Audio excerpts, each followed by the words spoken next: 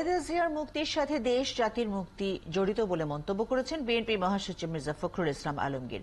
সে কারণে রাজপথের আন্দোলনে দল মত নির্বিশেষে সবাইকে বিএনপির সাথে ঐক্যবদ্ধ হবার আহ্বান জানান তিনি। এদিকে খালেদা জিয়াকে অ্যাম্বুলেন্স এবং ইনজেকশন না দেওয়ায় ক্ষোভ জানান বিএনপি নেতারা। শফিক আহমেদের রিপোর্ট। নারী ও শিশু অধিকার ফোরামের আয়োজনে বেগম খালেদা জিয়ার মুক্তির দাবিতে বিএনপির নয়াপল্টন কার্যালয়ের সামনে এই মানববন্ধন।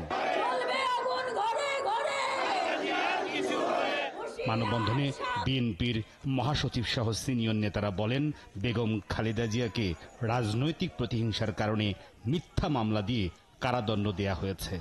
এখন উন্নত চিকিৎসার জন্য বিদেশে যেতে না দিয়ে সরকার তার মৃত্যু নিশ্চিত করতে চায়।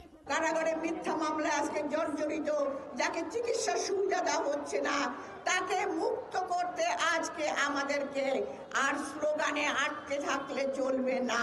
আজকে দেশনেত্রী বেগম খালেদা জিয়ার গণতন্ত্র এর দুটো সিনোনিমাস এক, এটাকে পার্থক্য করা যাবে না।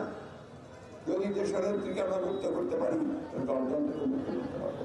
এদিকে গেল শুক্রবার গভীর রাতে গুলশানের ভাড়া বাসা ফিরোজায় বেগম খালেদা জিয়া যখন গুরুতর অসুস্থ হয়ে পড়েছিলেন, তখন তার চিকিৎসকরা পাশেই ইউনাইটেড হাসপাতালের কাছে অ্যাম্বুলেন্স এবং ইনজেকশন চেয়ে না পাওয়ায় বিএনপির নেতারা ক্ষোভ জানান। আমি কথা দিতে পারি যে আগামী বোর্ড মিটিংয়ে আমি এটা খুব ভালোভাবে উপস্থাপন করব। আমি যদি বিনা চিকিৎসায় মারা যাই, আমি কখনো ইউনাইটেড হসপিটালের চিকিৎসা নিতে পারবো না। আমি যদি বিনা চিকিৎসায় মারা যাই, ইউনাইটেড হসপিটালের কোনো ডাক্তারের কাছে চিকিৎসার পরামর্শ নিতে পারবো।